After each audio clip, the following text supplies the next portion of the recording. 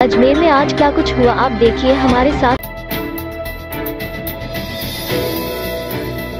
11वें अंतर्राष्ट्रीय योग दिवस के उपलक्ष्य में जवाहरलाल नेहरू मेडिकल कॉलेज एवं संबंधित चिकित्सालय के सदस्यों ने सुभाष उद्यान की बारादरी पर जिला प्रशासन के सहयोग से योग प्रशिक्षकों के निर्देशन में प्रधानाचार्य डॉक्टर अनिल सामरिया के नेतृत्व में भाग लिया। अतिरिक्त प्रधानाचार्य डा गीता पचौरी, अधीक्षक doctor Arvind Khare, doctor MP Sharma, doctor Maniram, doctor Mahendra Khanna, doctor Digvijay Singh, doctor Pooja Rawat, Kamlesh Tanwani, nursing school की प्रधानाचार्य सुनीता रोहिल्ला सहित 226 पुरुषों एवं 322 महिलाओं, जिसमें अनेक वरिष्ठ चिकित्सकों, रेजिडेंट चिकित्सकों, विद्यार्थियों, नर्सिंग कर्मियों, टेक्नीशियन एवं सहायकों ने भाग लिया। अजमेर के रोडवेज बस स्टैंड से रातंगा नागौर निवासी सहदेव का अपहरण कर जायल थाना क्षेत्र में ले जाकर उसकी हत्या करने के मामले में पुलिस ने मृतक की पत्नी के चाचा को गिरफ्तार किया है, जिससे पुलिस मामले में गहनता से पूछताछ कर रही है। CI शंभू सिंह ने बताया कि गिरफ्तार आरोपी ग्राम धारणा जिला नागौर निवासी रामकिशोर पुत्र दुर्गाराम है, जो मुख्य आरोपी है।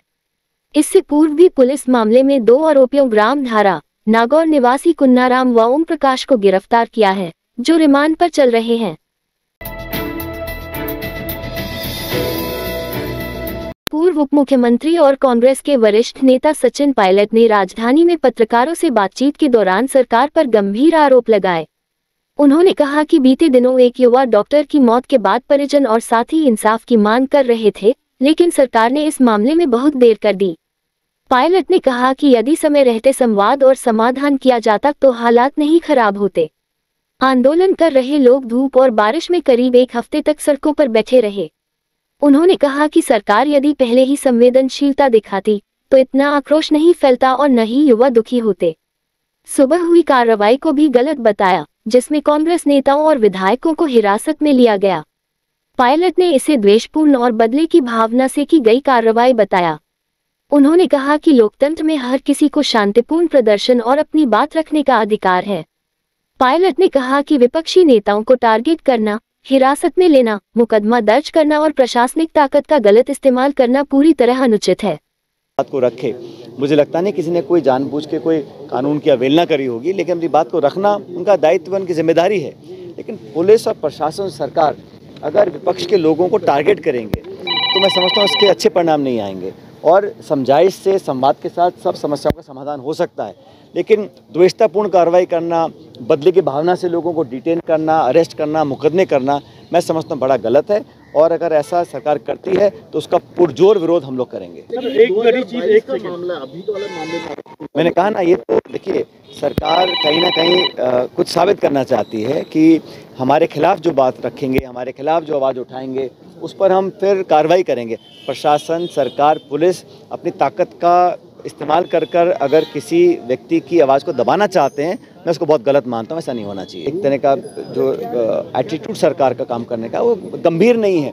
किसी की मौत हो जाना, इससे बड़ा जुर्म और क्या हो सकता है? उस पर आप संवेदनशीलता नहीं दिखा रहे हैं, कार्रवाई नहीं कर रहे हैं, लोगों से समझाइश नहीं कर रहे हैं, जो परिजनों से बात नहीं कर रहे हैं, उनको संतुष्ट करने की कोशिश नहीं कर रहे हैं, तो निश्चित रूप से लोग उग्र होंगे, आंदोलन करेंगे, अपनी बात को रखेंगे। उसके बाद फिर आप बदला निकालने की कार्रवाई करते हो, मैं इसको गलत मानता हूँ।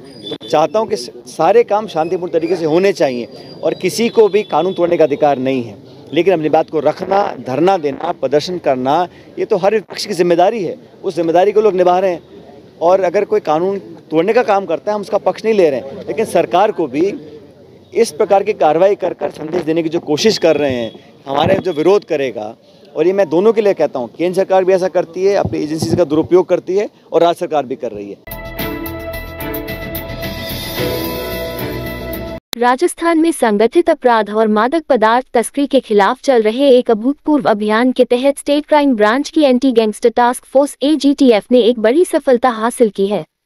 अतिरिक्त महानिदेशक पुलिस दिनेश M.N. के निर्देशन में काम करते हुए टीम ने जयपुर के पास चाकसू इलाके में 1 टन से अधिक अवैध डोडा पोस्ट जब्त कर एक बड़े अंतर्राज्यीय तस्करी नेटवर्क पर गहरा प्रहार किया है। जब्त मादक पदार्थ की कीमत करीब 1.50 करोड़ रुपए की गई है। Anti gangster task force police मुख्यालय की टीम ने गैंगस्टरों और संगठित अपराधों के खिलाफ छेड़े गए अपने विशेष अभियान में एक और सफलता हासिल की है। अतिरिक्त महानिदेशक पुलिस अपराध एवं एजीटीएफ दिनेश एमएन के निर्देशों और सटीक रणनीति के तहत एजीटीएफ ने गैंगस्टर प्रवीण सिंह जोड़ी उर्फ प्रवीण कमांडो को चूरू बाईपास पर धर दबोचा। एमएन ने बताया कि पुलिस के लिए सिरदर्द बना यह अपराधी 25,000 रुपये का इनामी और कई संगीन मामलों में वांछित था, जिसमें हाल ही में चूरू के एक होटल में जान से मारने की नीयत से की गई फायरिंग का मामला भी शामिल है। बदमाश को चूरू जिले की कोतवाली थाना पुलिस को सौंप दिया गया है, जिससे पुलिस की टीम गहनता से पूछताछ कर रही है। इस रात की सुबह नहीं होती जब तक हाथ में उसकी गर्माहट नहीं होती। चाय का प्याला, अखबार साथ पुराना है, मिट्टी से जोड़ता है। खबरों की खुशबू से सारा घर महकता है। हर रंग में ढला कहानियों से किस्सों तक ले जाता है बेरोक टोक। देश के हर हिस्से तक ये हकीकत का आईना है। ख्वाबों को सच करके दिखाता है। दैनिक नवज्योति, आपके लिए, आपके साथ।